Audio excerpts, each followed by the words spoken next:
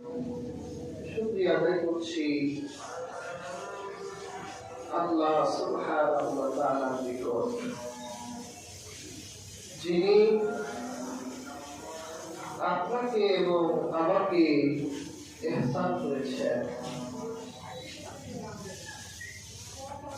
হাজির, আমরা এমন একটি মাসে সমাগত হব। হাদিস শরীফে এই মাসটিকে বলা হয়েছে শাহরুল আজিম,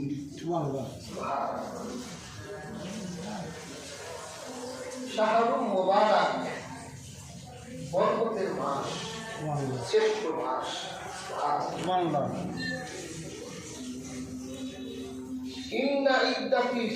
ইন্না ইদ্দাতাশ শুহুরি ইনদাল্লাহ ইসনা আশারা শাহরান ফি কিতাবিল্লাহ।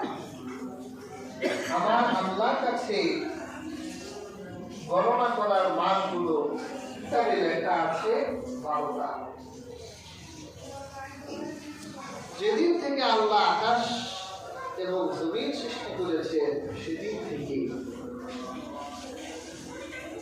এই 12টি মাসের মধ্যে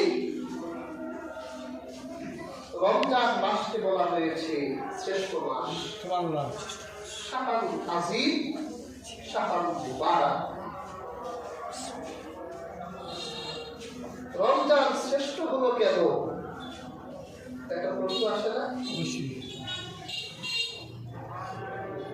রমজান শ্রেষ্ঠ হয়েছে কোরআনের বদৌলতে। সুবহানাল্লাহ।